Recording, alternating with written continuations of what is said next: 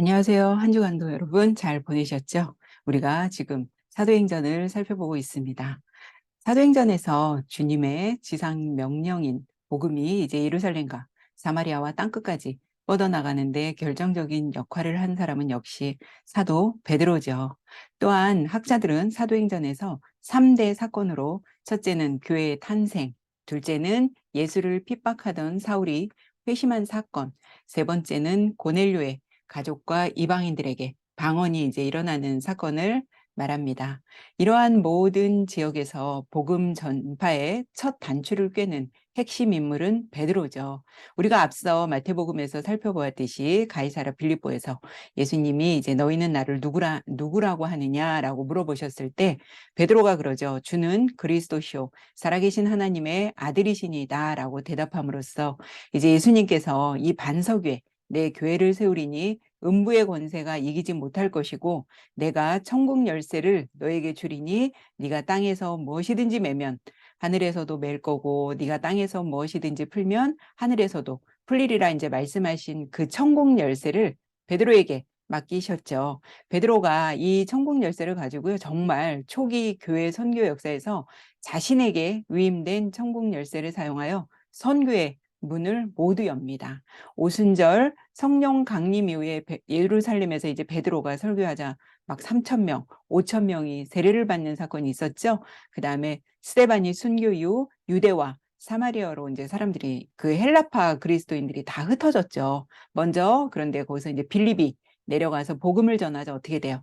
베드로와 요한이 그 이제 사마리아 지역으로 가잖아요. 그런데 이곳에 아직 한 사람에게도 성령이 내리지 않았어요. 이에 베드로와 요한이 사람들에게 안수하자 성령이 임하니까 베드로가 예루살렘, 유대, 사마리아, 그 다음에 우리가 이제 땅끝 복음 그 이방인에게도 고넬료에게도 복음이 이제 세례를 베푸는 그런 일이 있잖아요. 그러니까 베드로가 예루살렘, 유대, 사마리아 땅끝까지 다 그 천국 열쇠의 문을 연 것을 우리가 볼 수 있습니다. 이 고넬료에 대해서 잠깐 이제 살펴보면요. 그 이방인 땅끝 제가 대표라 그랬죠. 복음의 시작이 바로 베드로와 로마 백부장 고넬료와의 만남입니다. 고넬료는 가이사랴에 이제 주둔하던 로마 군대의 장교로 이달리아 부대라 하는 군대의 백부장이었어요. 그리고 이 사람은 하나님을 경외하는 갓 피어러라고 하죠. 하나님을 경외하는 사람이었고 자신뿐만 아니라 가족 전체가 하나님을 경외하고 백성을 또 많이 구제도 하고 하나님께 기도했습니다. 그러나 아직 예수 그리스도를 이제 알지 못한 것 같아요. 이 고넬료는. 그래서 이방인의 대표작격인 고넬료와 그의 가족이 성령과 세례를 받고 하나님이 새로운 그 성전 공동체의 일원이 된 것을 이제 보여줍니다. 성령이 역사하여 이방인들이 구원받고 방언하기 시작하는 놀라운 일이 이제 생기는 거죠. 이제 유대인뿐만 아니라 이방인들도 하나님의 새로운 성전 공동체에 합류할 수 있는 어떤 구원사의 새로운 시점이 이제 도래했다고 볼 수 있습니다. 여기서 이제 우리가 다음 사건 볼게요. 스데반의 일로 흩어진 무명의 사람들이 베니게와 구브로와 안디옥에 이르러 이제 말씀을 전하고 이제 다니죠.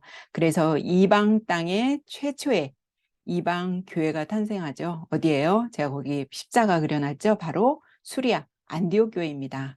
이 안디옥이라는 도시는요. 로마 제국이 로마, 알렉산드리아 등과 같이 의도적으로 만든 행정 수도였다고 해요. 엄청난 인력을 들여 만든 인공도시였죠. 이곳에는 로마의 부자들이 굉장히 많이 모여들었고요. 특별히 부자가 많으면 또 뭐가 많겠어요? 노예가 많겠죠. 전쟁에서 잡아온 노예들이 이 도시를 만들다시피 했다고 볼 수 있죠. 노예들이 다 만든 거고 이제 건설을 한 거죠. 안디옥에는요, 제가 이제 거기 PPT에 써놨는데, 림프라는 그 어떤 요정과 바쿠스라는 신을 섬겼대. 여러분, 바쿠스 하니까 어떤 말 생각나죠? 바카스. 바카스 하면 뭐예요? 힘이라는 거죠. 이 안디옥에는 성에 관한 신화 속에 이제 이 림프라는 요정과 바쿠스가 성에 관한 어떤 그런 신화 속의 신입니다. 그러니까 온갖 음란과 문란한 도시가 안디옥이었겠죠. 이랬던 사람들에게 복음이 들어가니까 이 사람들에게도 변화가 온 거예요. 안디옥 교회는 교회사적으로도 매우 중요한 이 거점이 됩니다. 바나바와 바울이 이 안디옥 교회를 베이스 캠프로 삼고 이제 막 선교행을 다니잖아요. 그런데 이 교회가 어떤 계획과 준비에 의해서 안디옥 교회 세워졌나요? 아니잖아요. 스데반의 어떤 순교로 헬라파 그리스도인들이 핍박을 받자 여기저기 가이사라, 요빠, 안디옥에 흩어지면서 이들이 교회의 초석을 마련한 거죠. 가끔 이렇게 성경을 보면 하나님의 일과 역사가 사람의 계획에 의해서 이루어진 적이 없는 거 여러분 보이시죠? 전부 하나님이 다 계획하시고 주도하심에 우리가 따라가고 있다는 게 보여집니다.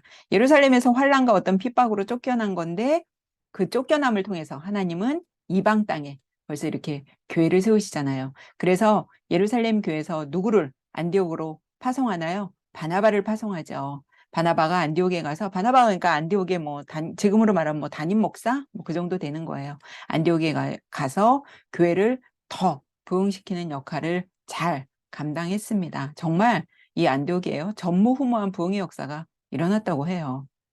그런데 바나바가 이제 자기가 생각할 때 자기 혼자 이렇게 사역을 감당하는 것보다는 사도 바울을 함께 와서 이 사역을 했으면 좋겠는 거예요. 그래서 사울을 찾으러 사울의 고향 그 옆에 제가 안디옥 옆에 다소 표시해놨죠. 다소로 가서 사울을 데려옵니다. 네, 여러분 대단하죠. 이 수리아 안디옥 교에서 다소까지 우리 지도상으로는 되게 가까워 보이는데 약 226km라고 해요. 그러니까 걸어서 열흘 정도 걸리는 그런 곳이라고 합니다. 이런 곳에 바나바가 사도 바울을 데리러 이쪽으로 갑니다. 그래서 안디옥에서 1년간 머무르며 이것저것 사도 바울에게 가리킵니다. 이제부터는 이제 지도를 보고 여러분 잘 따라오시기 바랍니다. 사도행전은 지도, 지명 이런 것을 잘 알면요. 이해하기가 훨씬 수월합니다. 바나바와 사울의 1차 이제 선교 여행인데요. 이때가 AD 기원전 47년에서 48년이고요. 사도행전으로는 13장, 14장에 이제 기록이 되어 있습니다. 안디옥 교회에서 이제 최초로 파송받은 선교사들의 활약이 여기 나오죠. 제가 옆에 이제 그 조그만 그 황토색 갈라디아라고 이제 책 표시해 놨죠. 여러분들에게 한눈에 보이도록 1차 선교행이 언제 열렸고 언제고 그다음에 사도행전 몇 장이고 무슨 서신이 발생했는지 제가 한눈에 보시라고 그렇게 표시해 놨습니다. 13장 1절에 보면 안디옥 교회의 선지자들과 교사들이 있으니 곧 바나바와 니그레라 하는 시므온과 구레네 사람 루키오와 분봉왕 헤롯의 젖동생 마나엔과 및 사울이라 이렇게 돼 있어요. 먼저 바나바의 이름이 등장하고 사울의 이름이 마지막에 등장을 하죠. 그리스 헬라 사람들은요, 이름을 나열할 때 가장 영향력이 많은 사람부터 앞에 놓는다고 합니다. 그러니까 이때까지는 바나바가 굉장히 영향력이 있었던 사람인 걸로 보이죠. 사울은 맨 5번째 꼴찌예요. 그리고 여기서는 사울이라고 이렇게 표기를 했습니다. 성령께서 이들을 이제 파송합니다. 1차 선교행에서 바나바의 조카 누구를 데려가요? 마가 요한을 수행원으로 이제 데려갑니다.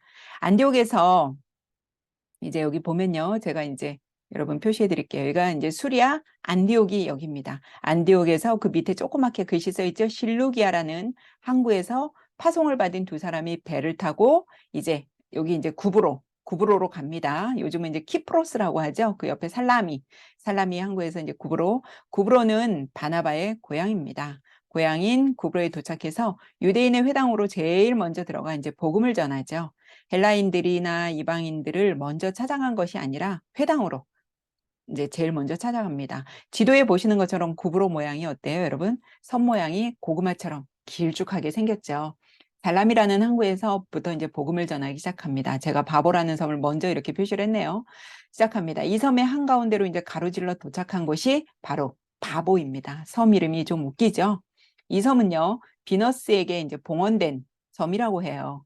바보에 그러니까 비너스상이 있다는 얘기겠죠.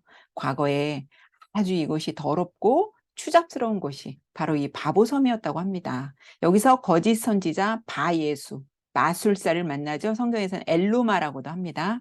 이 섬에 총독인 서교 바울 옆에 붙어서 이 엘루마 바예수가 먹고 살고 있는 거예요. 섬에 이제 총독 서교 바울은 비록 로마 원로 회의에 의해서 파견되었는데 이 더러운 섬에 들어와서 권력을 쥐고 살지만 이 사람이 진리에 목마름이 있었던 사람인 것 같아요.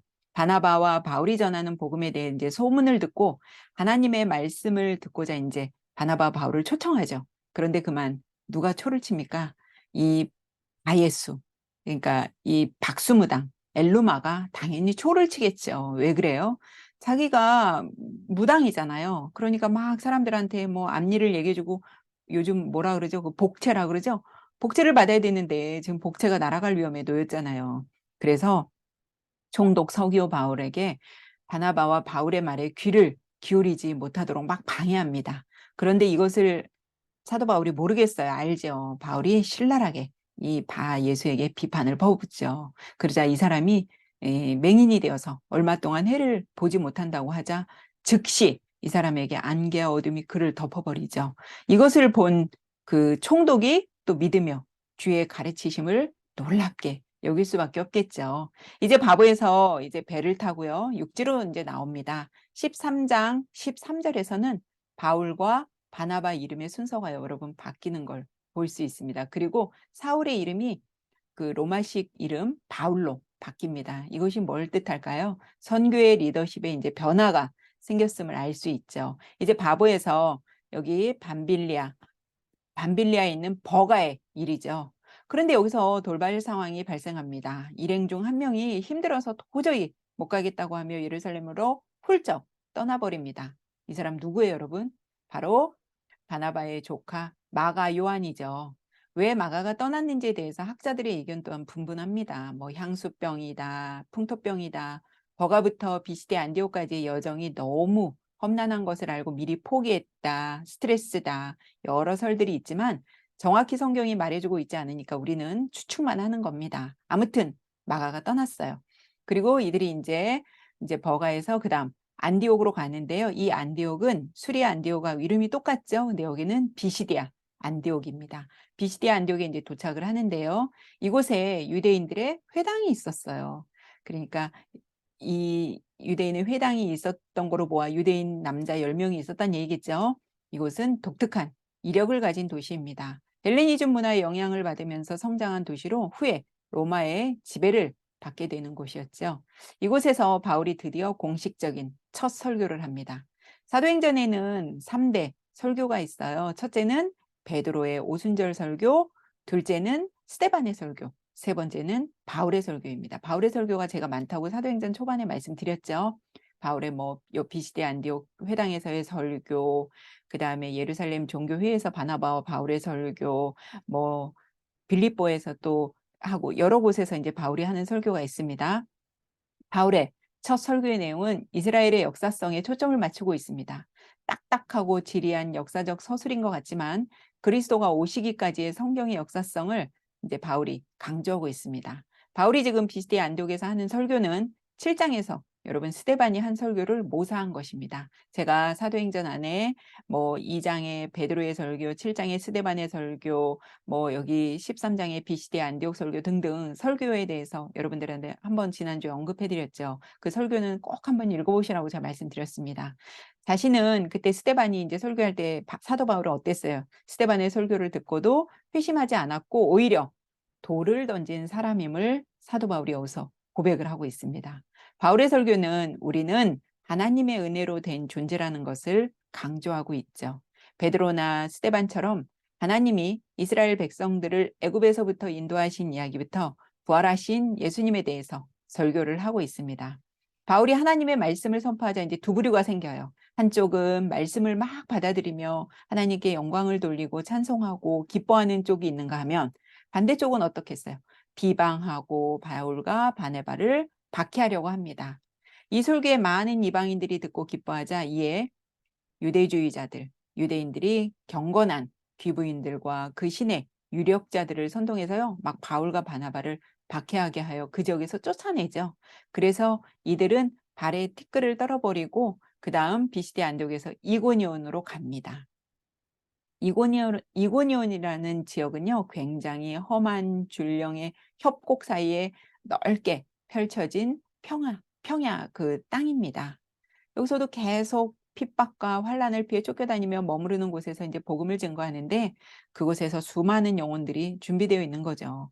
이고니온 지방도 복음을 전하자 많은 사람들이 복음에 대해서 반응을 보이고 환영했지만 일부 또 사람들이 악감정을 가지고 막 선동해서 또 이 두 사람을 쫓아내려고 했죠. 그래서 두 사도가 여기 또 오래 있을 수가 없어서 이제 더 담대하게 말을 합니다. 여기서도 이제 무리가 나뉘고 바나바와 바울을 모욕하고 돌로 치려고 달려들어 이들이 어떻게 해요? 또 나와야겠죠. 그다음 간 곳이 루스드라로 갑니다.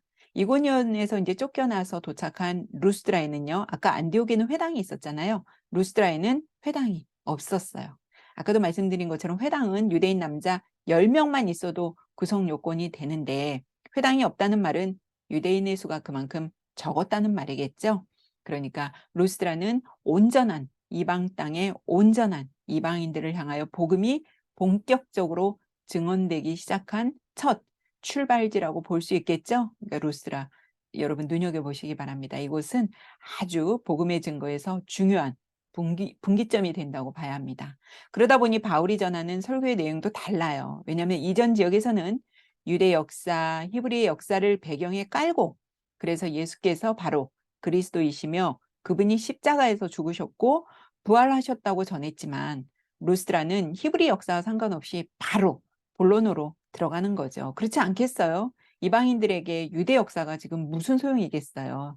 듣는 청중이 곧 다르다는 걸 우리는 알 수 있습니다. 그런데 이 루스드라에서 기적이 나타납니다. 여기서 나면서부터 발을 쓰지 못해서 걷지 못하는 사람이 일어나게 되는 엄청난 기적이 일어난 거예요. 이것은 단순히 기적이 발생한 것이 아니에요. 오순절 성령 임재 후에 베드로와 요한이 성전 미문에서 이제 거기서도 나면서 걷지 못하는 자를 일으켜 세운 사건의 장소가 어떤 예루살렘의 한복판이었잖아요. 유대의 정통 집단 한가운데서 신약 교회가 탄생하면서 하나님의 통치가 본격적으로 임했어요. 그런데 이곳 루스드라에서 나타난 기적은 유대인들이 살지 않는 이방 땅에서도 하나님의 임재와 통치가 본격적으로 시작된다는 것을 보여주는 중요한 거점이 됩니다. 한 번도 걸어본 적 나면서부터 못 걸었으니까 한 번도 걸어보지 못했겠죠. 한 번도 걸어본 적 없는 자가 걷기도 하고 뛰기도 하는 광경을 목도한 루스드라 사람들은요. 바나바와 바울을 어떻게 하겠어요? 신으로 막 추대하고 신격화하는 거죠. 바나바는 여러분 좀 준엄해 보이고 외모도 좀 이렇게 우리 여기 앞에 앉아 계신 장로님들처럼 굉장히 준엄하고 근엄해 보이고 말도 없고 그랬던가 봐요. 그러니까 바나바를 제우스 신으로 이제 보는 거고요. 바울은 막 설교하고 그러잖아요. 말을 하고 그러니까 여러분 신은 말을 하지 않죠. 신을 대신해서 말하는 옆에 헤르메스라고 하는 사람이 있어요. 신의 말을 대변하는 거고 통역하는 사람이죠. 그래서 바울은 말을 하니까 헤르메스로 착각해서 그렇게 불렀죠. 그러면서 바나바는 제우스로, 바울은 헤르메스로 그렇게 인제 한 거예요. 그래서 여러분 영어에 보면은 왜 허무니틱스라는 말 있죠. 해석학이라는 허무니틱스라는 영어가 있는데 이것이 헤르메스에서 나온 겁니다. 그래서 이 사람들은 제우스 신당을 만들어서 놓고 제사를 지내기도 했는데요. 이제 전해져 내려오는 전설의 신을 잘 대접하고 모시면 축복을 받는다고 알고 있었기 때문에 바나바와 바울을 신으로 숭배하면서 어때요? 막 살찐 소, 그다음에 화환을 가지고 와서 이들 앞에 제사를 지내려고 한 겁니다. 그러자 바울과 바나바가 막 화들짝 놀라면서 우리는 신이 아니다. 너희와 똑같은 성정을 가진 사람이다. 외치면서 막 겨우 말리죠. 그런데 안디옥과 이고니온에서 온 유대인들이 선동해서 바울에게 바나바에게 막 돌을 던지려 합니다. 그리고 거의 막 돌에 맞아서 거의 죽은 정도까지 됐었나 봐요. 그러니까 사람들이 보니까 '이 사람 죽었네.' 그래서 어떻게 해요? 시외로 내다 버리죠. 사람들이 여러분 이렇게 돌변합니다. 이건 단순히 돌을 던진 게 아니죠. 당시에 돌을 쳤다는 말은 실질적으로 사형 선고를 내렸다는 뜻이거든요. 사형이 언도되면 합법적으로 돌로 쳐서 이제 죽이도록 법이 되어 있잖아요. 그런데 여기서 어떻게 돼요? 바울이 일어납니다. 여기서 사용한 일어나라는 단어가요. 아주 독특한 동사입니다. 예수 그리스도께서 사망 권세를 깨치시고 죽은 자 가운데서 부활하기 위해 일어나셨을 때 그 일어나 아나스타시스라는 동사가 여기 쓰여졌다는 거. 바울이 그러니까 거의 죽었는데 아나스타시스 일어난 거예요. 아무 일 없던 것처럼 툭툭 털고 일어나서 바울이 그다음 어디로 갑니까? 이제 더베로 들어가 복음을 전합니다. 바울이 대단한 것은요, 죽음을 피해 떠났던 곳으로 다시 돌아가고 싶겠어요, 여러분? 그렇지 않죠. 그런데 더 배로 내려갑니다. 바울은 목회자의 심정으로 핍박과 환란 속에서 고독한 싸움을 하고 있을 그들에게 발길을 향합니다. 그들에게 되돌아가서 위로하고 격려한 것이 아닙니다. 여기서 보면 성도들이여 하나님의 나라에 들어가려면 많은 환란을 겪어야 합니다라고 전하죠. 그래서 이곳에서 이제 더베에서 제가 이제 이렇게 표시해 놨죠. 더베에서 다시 루스드라, 이고니온, 비시디아, 안디오 왔던 곳 그대로 밤빌리아 버가에 이르러서 이제는 아탈리아로 가서요. 아탈리아에 내려가서 거기서 배를 타고 다시 수리아 안디옥에 도착을 합니다. 그래서 수리아 안디옥에 가서 1차 선교 여행 때 겪었던 모든 사역을 선교 보고를 해야겠죠. 그래서 선교 여행에 일단락을 맺은 바울과 바나바는 이제 안디옥 교회에 오래 머무르게 됩니다. 여기서 보면 이제 1차 선교 여행을 마쳤어요. 바울은 갈라디아 지방의 복음을 확실히 전하고 바나바와 1차 선교 여행을 마치고 수리아 안디옥 교회로 가서 이제 선교 보고 선교 사역 보고를 합니다. 그런데 바울이 그것을 떠나온 지 몇 달 후 거짓 교사, 아까 유대주의자들이 갈라디아 지방에 이제 나타납니다. 그들은 바울이 전한 복음은 반쪽밖에 안 되는 복음이고 자신들이 전해주는 복음을 받아들이고 믿어야 한다고 하면서 이들을 막 흔들었어요. 거짓 교사들은 예루살렘에서 온 유대인, 그리스도인들입니다. 이들은 예수님이 십자가에서 죽으시고 부활하신 것을 믿는 사람들이었을까요? 네, 그렇죠. 믿죠. 믿는 사람들이에요. 그런데 문제는 이들이 유대인들이라는 거잖아요. 이 믿은 사람들이. 그러니까 자기네들의 상황을 이 갈라디아 사람들에게 더했겠죠. 갈라디아 사람들이요, 순박하고 어떤 그런 우리로 말하면 뭐 귀가 얇다고 해야 되나요? 그런 잘 속아 넘어가고 그런 사람들이었다고 해요. 이제 갈라디아 서의 상황을 제가 한번 그냥 대화체로 여러분들에게 쉽게 갈라디아서를 왜 쓰게 됐는지에 대해서 한번 제가 설명을 한번 해볼게요. 대화체로 여러분들이 잘 보세요. 이제 바나바와 바울이 갈라디아 지방에 가서 좀 아까 1차 성경에서 복음을 전했잖아요. 여러분 주 예수를 믿으세요. 그러면 구원받아요. 이제 막 그랬어요. 소리 질렀어요. 그랬더니 갈라디아에 있는 사람들이 순박하고 순수하고 그러니까 이방인들이 이 바울이 전하는 복음을 듣고 진짜 믿는 거예요. 그래서 구원을 정말로 받아들였어요.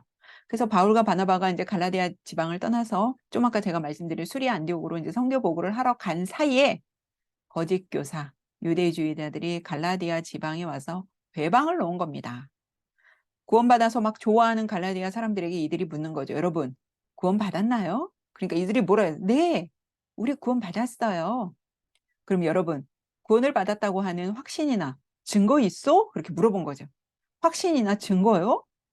우리는 사도 바울 선생이 예수님만 믿으면 구원을 받는다고 해서 그렇게 알고 있는데요. 줬소. 그럼 한 가지만 물어봅시다. 할례 받았소? 아니요. 사도 바울 선생은 그런 얘기 하지도 않았는데요. 그것도 받아야 하나요? 여보시오. 당신들은 구약 성경도 안 봐요? 아브라함 몰라요? 우리의 조상, 우리의 시조 아브라함 몰라요? 아브라함이 몇 살에 할례를 받았다고 되어 있어? 아브라함은 99세에 할례를 받았고 모든 남자는 다 할례를 받아야 한다고 했어. 태어난 아기는 낳은 지 8일 만에 무조건 할례를 받아야 해요. 이것이 언약의 표징이라고 했는데 할례를 받지 않았단 말이오? 할례도 안 받고 무슨 구원을 받았다고 큰 소리 치는지 갈라디아 사람들이 멍한 거죠. 분명히 사도 바울 선생은 우리에게 그런 거 가르치지 않았는데? 여기서 유대주의자들은 자신들의 말이 이제 정당화되기 위해서 어떻게 돼요? 사도 바울을 깎아내려야겠죠? 왜 그 사람을 사도라고 해요? 그는 예수님과 함께 있지도 않았고 예수님의 12제자도 아니고 오히려 전에 예수 믿는 사람들을 막 박해하고 잡으러 다닌 사람 아니요. 사도는 예루살렘의 수장 베드로나 요한처럼 예수님께 직접 가르침을 받은 사람들에게나 붙일 수 있는 칭호입니다. 사도 바울은 사도 아니에요. 이런 말을 들으시니까 이런 말을 들으니까 여러분 어때요? 그럴싸하잖아요. 이 사람들이 그러는 거죠. 어쩐지 구원을 받는 게 너무 쉽더라. 아무것도 안 했는데 구원을 받는다는 게 너무 쉬웠어. 이렇게 생각하는 거예요. 이들은 갈라디아 사람들에게 바울이 전한 복음만으로는 부족하다고 이제 그렇게 말하는 거죠. 거기에 유대교의 율법을 더해서 지키라는 겁니다. 유대교 율법 뭐예요? 유대인들은 할례, 또 절기, 음식 규정, 정결 규정 이런 것들이 얼마나 유대인들에게 중요해요. 제가 아까 유대주의자들, 유대인들이라고 제가 끝에 말씀드렸잖아요. 결국 뭘 얘기하는 거예요? 예수 믿고 이런 거 다 지키고 유대인처럼 살아야 구원받는다. 지금 이 얘기잖아요. 이 사람들의 말을 따라 할래? 그러니까 이제 갈라디아 사람들이 또 귀가 제가 가볍다 그랬잖아요. 이 사람들의 말을 따라 어때요? 할례를 받으려는 생각을 하고 있는 겁니다. 이런 소식을 바울이 들었어요. 우리 바울 선생 얼마나 다혈질이고 얼마나 막 그 화가 막 진짜 머리 끝까지 나는 거 여러분 상상을 하면서 제 강의 들으시면 여러분들이 더 이 내용이 쏙쏙 들어옵니다. 막 화를 내면서 이것들을 봤나 내가 지금 그렇게 복음을 전하고 왔는데 뭐 지금 할례 받고 뭐 한다고 그러면서 막 승질 나갖고 지금 펜 붙잡고 막 쓰는 사도 바울의 그 모습 여러분 생각하시면서 이제 갈라디아서 한번 보겠습니다. 제가 바울의 서신 중에 가장 먼저 쓰인 책이 갈라디아서라고 했죠. 여기 계신 분들 중에 갈라디아서를 꼭 읽으셔야 하는 분이 계세요. 누구나 다 읽으셔야 되는데 꼭 읽으셔야 되는 분이 있어요. 누굴까요? 지금 남자친구와 갈라서야 되나 마나 고민하는 분은 꼭 갈라디아서를 읽으시기 바랍니다. 여러분 졸리실까 봐 제 유머한 거예요. 그럼 또 하나, 지금 꼭 아이를 갖기 원하시는 분은 그럼 어떤 책을 읽어야 될까요? 그렇죠. 역시 우리 성도님들 눈치 빨라요. 에베소서 읽어야겠죠. 이렇게 하면 여러분 기억에 오래 남을 겁니다. 갈라디아서를 둘러싼 첨예한 논쟁 중에 하나가요. 저작 시기와 도대체 갈라디아가 어딘지를 말하는지 지금도 이제 학자들은 막 싸우고 있어요. 그들끼리 그냥 싸우라고 하세요. 우리는 어쨌든 뭐 갈라디아가 어딘지 뭐 저작 시기가 어딘지 이런 거는 이제 머리 좋은 학자들한테 고민하게 두고 우리는 일단 들어가 볼게요. 그러면 이제 저는 갈라디아서를 최초의 서신서라고 봤으니까 이제 제가 이제 먼저 설명을 해드리면 북부 갈라디아설과 이제 남부 갈라디아설이 있습니다. 학자들이 고민을 하더라도 우리가 이제 이런 거는 상식적으로 좀 알고 가야 되니까 주장이 있어요. 그럼 제가 제일 먼저 서신서를 갈라디아서를 잡았다면 저는 남부 갈라디아서를 따른 거겠죠. 이런 얘기를 여러분들에게 해드리는 이유는 여러분들 이제 역시 성경에 대해 많은 목사님이나 강사님들의 이제 강의를 들으시는 분들 계실 거예요. 그러면 한 가지만 얘기해 드렸을 때 여러분들이 혼동이 올 수 있어요. 제가 만약에 저는 이제 무조건 막 제가 갈라디아서가 제일 처음에 쓰인 책이다라고 이렇게 했는데 다른 분의 강의나 목사님의 설교를 들으니까 데살로니가 전서가 또 최초의 서신이라고 말씀하신 분들도 계실 거 아니에요. 그러면 이건 누가 틀리고 맞다라는 기준이 아니라 어떤 설의 주장을 따랐느냐가 다른 겁니다. 북부 갈라디아서를 따른다면 그분은 데살로니가 전서가 바울의 최초의 서신이라고 말씀을 드릴 거고 남부 갈라디아서를 따르는 저처럼 이러면 저는 갈라디아서가 최초의 서신이라고 이제 저는 여러분들에게 설명해 드리는 겁니다. 갈라디아 남쪽은요. 바울과 바나바가 1차 어딘지 특별하게 뭐 어디가 여기가 갈라디아 남쪽이다 이렇게 특별하게 돼 있는 건 아닌데요. 이제 학자들의 의견에 보면 바울과 바나바가 1차 선교 여행 기간에 방문했던 소아시아 남쪽의 더베, 우리 좀 아까 루스드라, 이고니온 우리가 이쪽 봤죠? BC 안디옥 이쪽을 말하는 거라고 해요. 이 지역은 아까 제가 이제 설명해드린 로마의 행정 구역이죠. 그래서 학자들이 왜 남부 갈라디아서를 지지하냐? 사도행전에서 바울과 바나바가 소아시아 북쪽 지역의 갈라디아의 복음을 전했다는 내용이 희박하고요.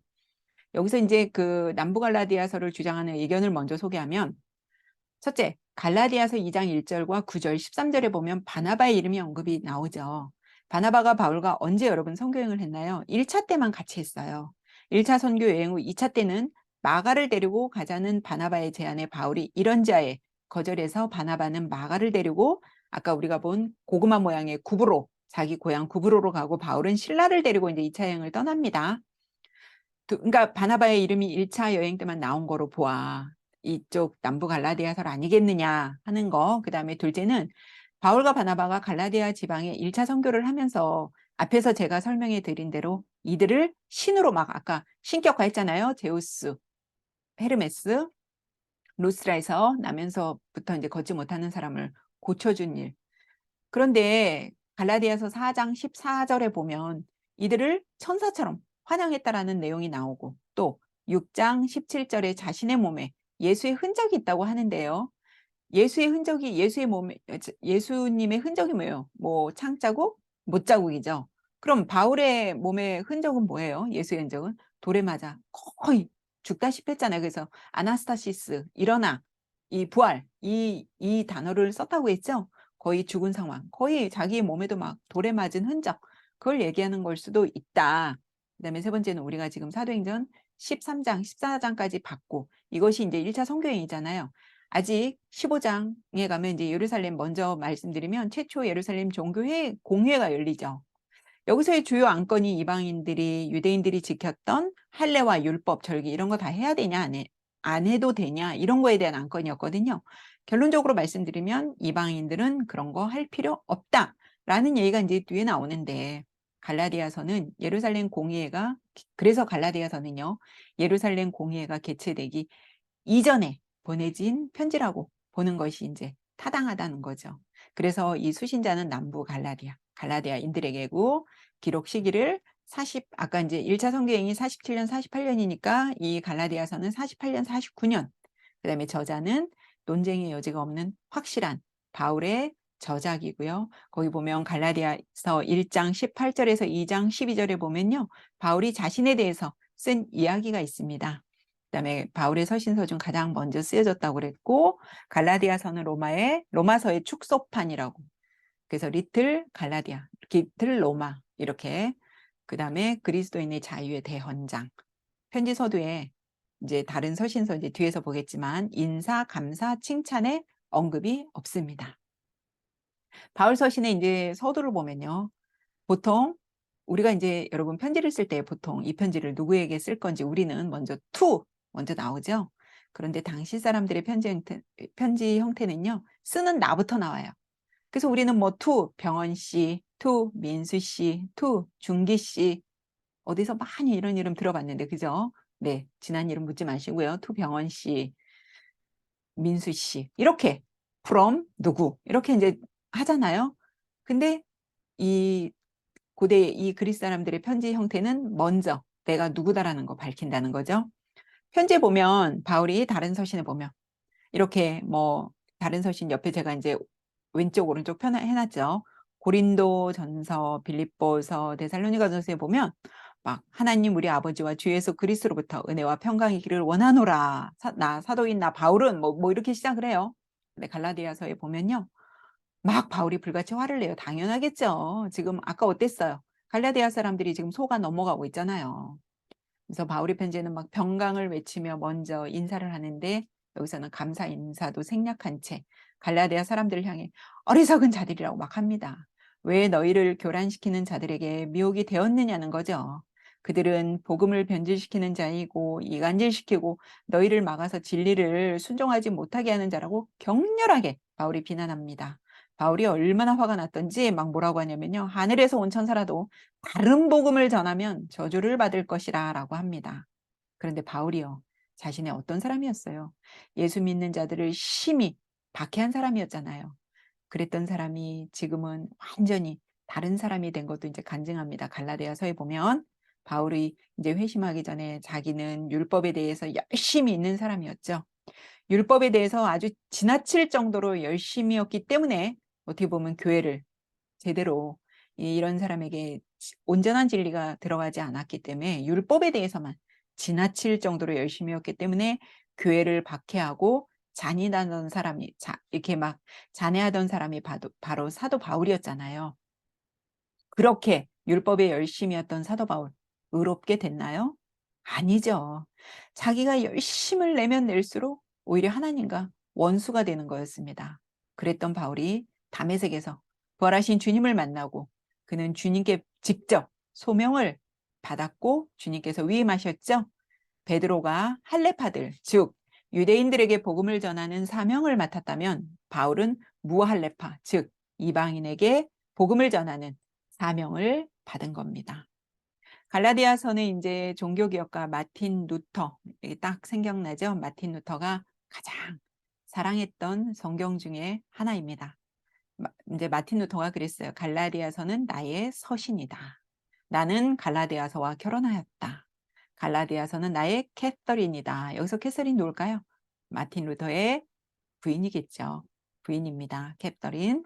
그만큼 갈라디아서를 얼마나 사랑했는지, 그다음에 복음, 율법, 의회 간에 정확하게 진술하고 있는 이 책은 로마서와 함께 종교개혁의 근거가 된 성경입니다. 그래서 마틴 루터 여러분 기억해 두시고요.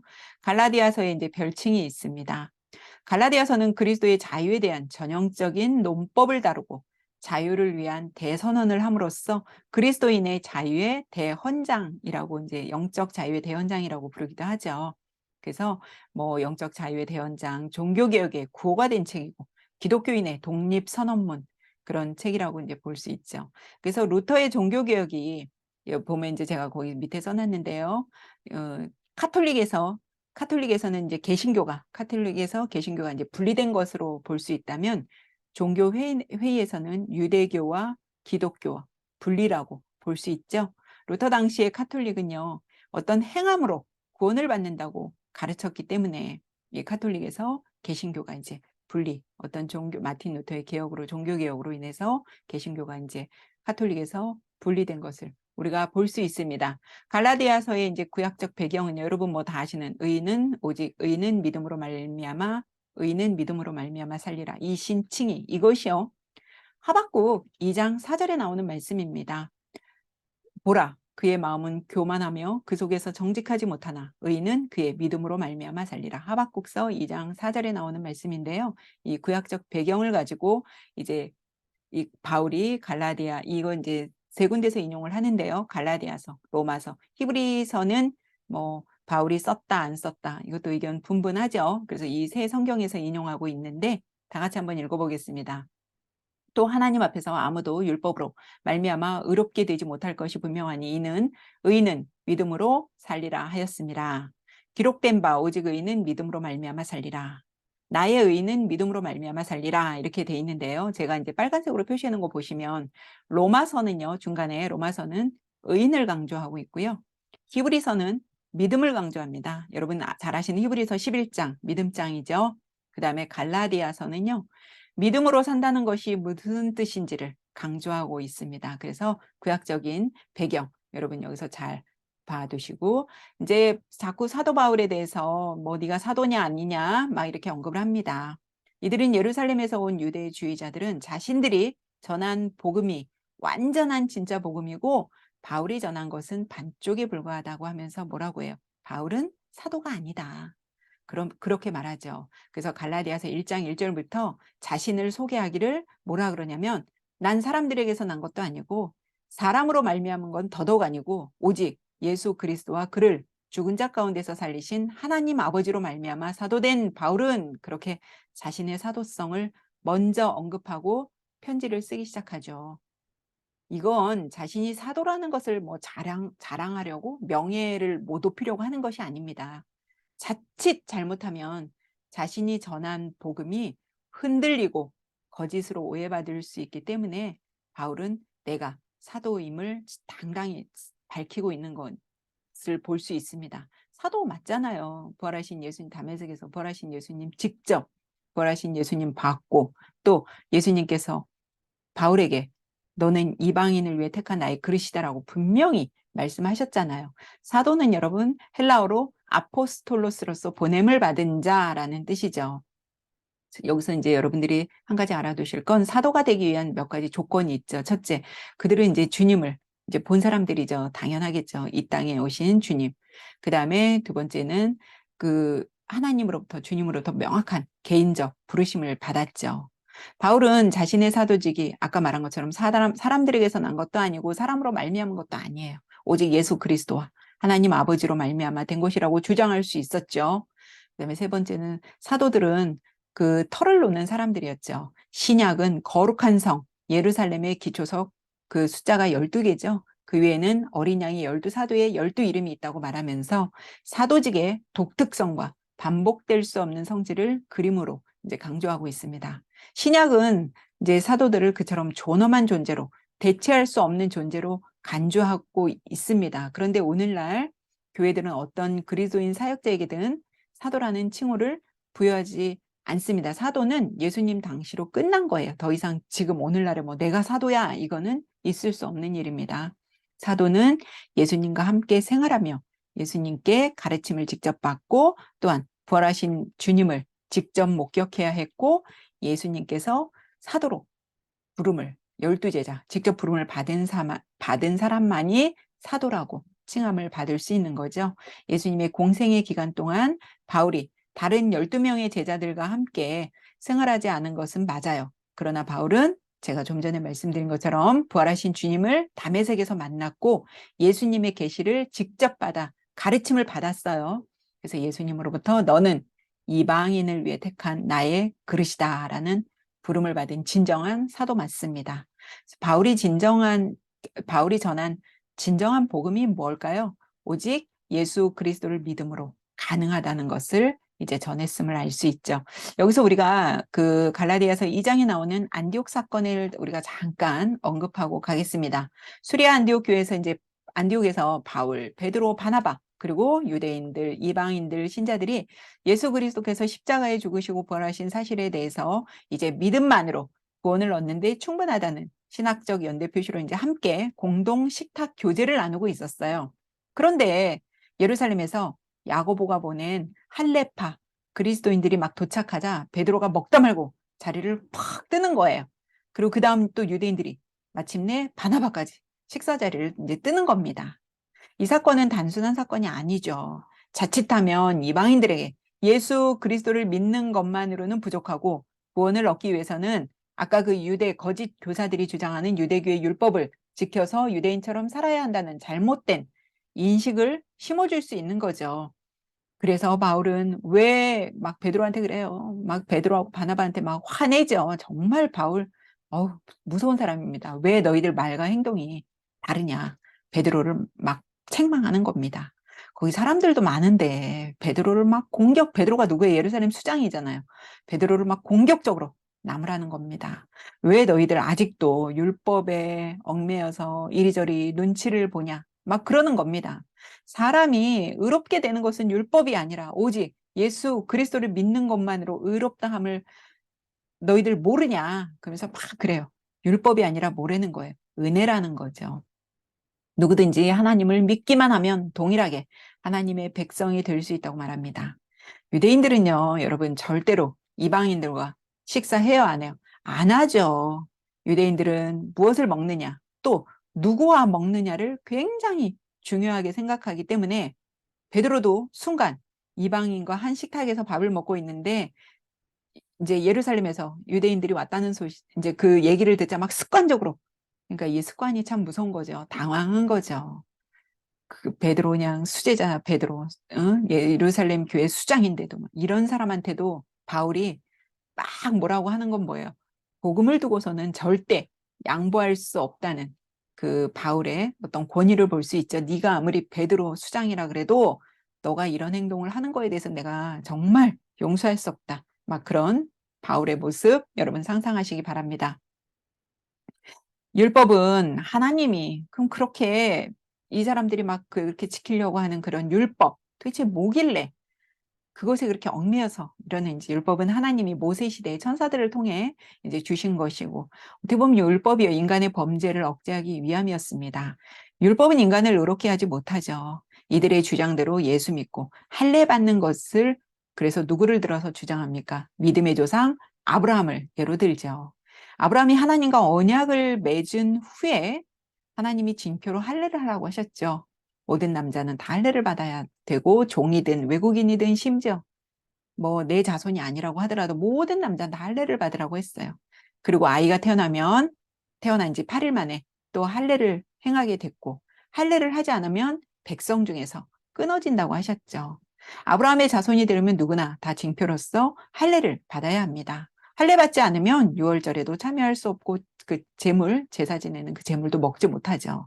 그건 집에서 난 자나 타국인이나 동일합니다.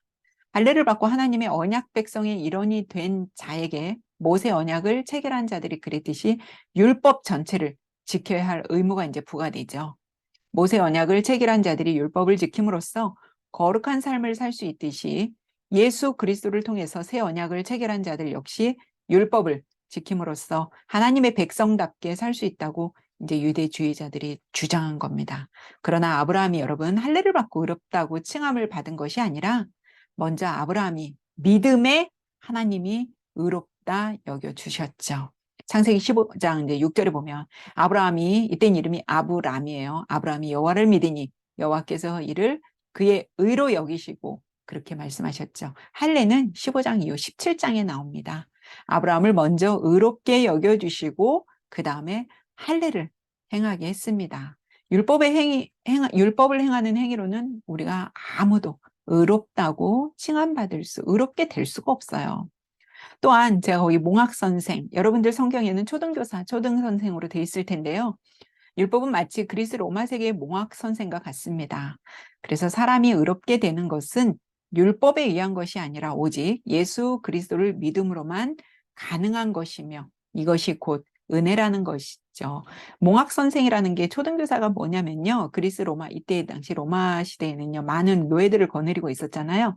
근데 노예들이 뭐 다 우리가 생각하는 막 그렇게 뭐 배우지 못하고 그런 사람들이 아니에요. 왜냐하면 뭐 어떤 전쟁을 해서 어떤 나라를 내가 그 전쟁에서 승리하면 그 사람들 다 끌고 오잖아요. 그럼 그 사람들 안에서도 굉장히 많이 배우고 그런 사람들 있죠.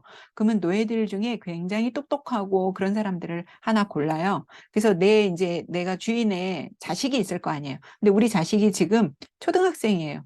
그러면 이 초등학생이 고등학생이 될 때까지 이 노예지만 굉장히 그 자기네 나라에서는 굉장히 출중했던 지혜도 막 학식이 높았던 그런 사람에게 이 자기의 자식을 맡겨요. 그래서 이 배우는 동안만큼 고등학생이 될 때까지는 이 선생에게 이 자식이 아무리 이 사람이 노예라고 하더라도 그 사람에게 깍듯이 돼야 됩니다. 그런데 이 우리로 말하는 거예요. 고등학교를 졸업하고 나면 더 이상의 그 선생은 나의 선생이 아니죠. 다시 그 사람은 노예로 되는 거고 이 사람은 주인의 아들이 되는 겁니다. 뭘 얘기하는 거예요? 구약시대에 너희가 그렇게 지켰던 그 율법, 이제는 그 율법의 진정한 율법 되시는 예수 그리스도가 오셔서 십자가에 이제 달리셔서 죽으시고 부활하셨잖아요. 이제 그분이 율법을 다 완성하신 그분이 오셨기 때문에 이제 그 몽학 선생의 그 시효가 끝난 것처럼 너희들의 그 율법에도 더 이상 율법에 얽매일 필요 없다. 너희들에게 이제 자유가 주어졌다. 지금 그 얘기를 하는 거죠. 그래서 몽학 선생, 다시 노예는 노예의 위치로 돌아가고 주인의 아들에게 이 노예는 깍듯이 대해야 되는 겁니다. 그래서 그것에 대한 예를 이제 들죠. 그래서 이제 누구든지 예수 그리스도를 믿는 자는 세례를 받아 그리스도와 하나가 되고요. 그리스도로 옷 입는다고 합니다. 이 말이 무슨 말이에요? 이 예수 그리스도로 옷 입는다는 것은요. 예수 그리스도께서 십자가에서 자신을 다 쏟아 부어 주셨잖아요. 그렇기 때문에 우리가 뭐 진짜 우리가 의로워서 하나님이 우리를 의롭다고 칭해 주시는 게 아니고요. 예수 그리스도 안으로 우리가 들어가면 예수님으로 우리가 옷을 입어요. 그러면 하나님이 보셨을 때 누가 보일까요? 우리가 보일까요? 아니죠. 예수님이 보이는 거예요. 그래서 우리 한 사람 한 사람이 다 예수 그리스도 안으로 들어가서 옷을 입었기 때문에 하나님은 예수 그리스도를 보고 우리를 의롭다고 칭해 주시는 거죠. 무슨 말인지 아시겠죠? 그래서 우리가 뭐 지금 당장 예수 그리스도를 믿는다고 해서 우리가 막 의로워지고 그게 아니고 예수 그리스도가 우리를 감싸 주시고 있기 때문에 하나님은 예수 그리스도가 정말 의로운 분이신 것처럼 우리도 의롭게 봐주시는 겁니다. 믿음이라는 것은 반드시 그래서 그리스도와 우리를 하나가 되게 해야 되고 우리가 연합해야 되는 거죠. 그래서 하나님이 주시는 이 은혜는 유대인이나 그리스도인이나 종이나 자유인이나 남자나 여자나 아무런 차별이 없이 주어지는 겁니다. 하나님의 백성이 되는 길은 결코 뭐라는 거예요? 오직 예수 그리스도 한 분뿐이라는 것이겠죠. 하나님은 우리가 그리스도로 옷을 입었나 안 입었나만 보시는 거지 우리가 여자냐 남자냐 종이냐 노예냐 주인이냐 이런 건 안 보신다는 겁니다. 구약 성경에서는 그래서 계명과 율법을 주셨다면 신약 성경에서는 성령을 주셨습니다. 그래서 성령이, 우리 한 사람 한 사람이 성전이라 그랬잖아요. 그 성전 안에 성령이 내주해서 우리는 성령이 이끄는 대로 삶을 살아가야 됩니다. 그래서 예수 그리스도께서 이제 십자가에서 우리의 죄값을 대신해서 다 치르셨기 때문에 우리는 더 이상 죄, 율법에 얽매일 필요가 없습니다. 즉, 우리는 비로소 자유함을 얻은 것이죠. 그래서 우리는 성령을 따라 이제는 행해야 하며 육체의 욕심을 버려야 합니다. 여기서 육체의 일은요, 이제 그 갈라디아서에 쭉 나오는데 음행, 더러운 것, 호색, 우상숭배, 뭐 주술, 분쟁, 시기, 분냄, 당지는 것, 뭐 이단, 술 취함, 방탕 이런 것을 의미합니다. 따라서 이런 것들에서 벗어나 성령을 받고 성령을 따라 성령의 열매를 맺는 생활을 해야 됩니다. 성령을 따라 믿음으로 구원받은 성도의 지침은요, 범죄한 자를 보더라도 함부로 너희가 정죄하지 말고 무거운 짐을 서로 지려고 노력하고 자기 자랑하지 말고 겸손하며 가르침을 받는 자는 말씀을 가르치는 자와 늘 그러니까 여러분과 저희가 이렇게 늘 화목해야 되는 거예요. 말씀을 가르치는 자와 말씀을 받는 자. 또 여러분들이 선을 행하다가 시험에 들더라도 낙심하지 말 것은 때가 되면 거두기 때문입니다. 옆에 그 포도나무 먹음직스럽죠. 이제 여름이 다가와서 우리도 이제 포도 요즘 사계절 다 먹지만 이렇게 여러분들 때가 돼 이제 선을 행하다 여러분 어떤 봉사하다가 시험에 들더라도 낙심하지 마세요. 왜냐하면 때가 되면 거두기 때문입니다. 지금은 아닌 것 같아요. 그런데 어느 때가 되면 그때 내가 확 저지르지 않고 참았던 것이 참 잘한 일이구나. 이것이 이제 저에게도 가끔 주시는 말씀이기도 합니다. 그래서 성령의 열매는 사랑, 희락, 화평, 오래 참음, 자비, 양성, 충성, 온유, 절제입니다. 그러나 여러분 이 9가지 열매라고 되어 있지만 성령의 열매는 단수입니다. 어떤 걸까요? 사랑입니다. 사랑 하나예요. 이 성령이면 사랑 하나입니다. 그 성령이 우리 안에 내주하시고 그러면 우리는 그 성령의 인도를 따라 살아가는 삶의 모습을 이제 나타내야겠죠. 그래서 그리스도인은 율법에 얽매여 복종하는 삶이 아니라 오직 성령의 지배, 인도를 받으며 사는 것입니다. 오늘도 이제 시간이 다 됐으니까 우리 마지막 이제 요 말씀하고 마치겠습니다. 구원은 오직 예수 그리스도의 십자가와 그의 부활을 믿음으로 얻게 되는 것입니다. 믿으시죠? 할례를 받아서 되는 것이 아니고 율법을 지켜서 되는 것이 아님을 분명하게 말하고 있죠. 구원은 하나님의 은혜로 주어지는 것이지 우리 인간의 행위나 어떤 공로로 얻게 되는 것이 아니라는 거. 여러분들이 여러분 오해하지 마시고 봉사하지 말란 얘기 아닙니다. 내가 어떤 이 봉사를 더함으로써 하나님께 내가 우리에게 무슨 하나님이 더 나에게 구원의 문을 열어준 그런 거 아니고요. 여러분들이 성령의 인도를 받아 따라가다 보면 봉사하는 건 너무 당연하고요. 그러나 그 봉사를 함으로써 내가 내가 이런 행위를 했으니까 내가 좀 더 어떤 공로를 하나님께 더 받지 않을까? 그런 생각은 하지 마시라는 겁니다. 성령의 지도에 따라서 성령님께서 너 이러이러한 봉사하면 좋지 않겠니? 하면 우리는 그거 따라가면 되는 거지. 그것을 내가 더 어떤 구원을 위해서 내가 이런 봉사, 어떤 공로 그런 건 아니라는 겁니다. 오늘 우리가 지금 이제 사도행전을 보면서 여러분 어때요? 이 안에서 서신서 같이 보니까 훨씬 이해 수월하죠. 그냥 갈라디아서만 놓고 봤을 때보다는 사도행전 안에서 13장, 14장의 말씀을 듣고 바로 갈라디아서 내용을 확인하니까 여러분 더 아마 내용 이해하시기 수월했을 거라 믿습니다. 오늘 여기까지 우리가 보고요. 이제 다음 시간에 뵙겠습니다. 수고 많이 하셨습니다. 기도하겠습니다.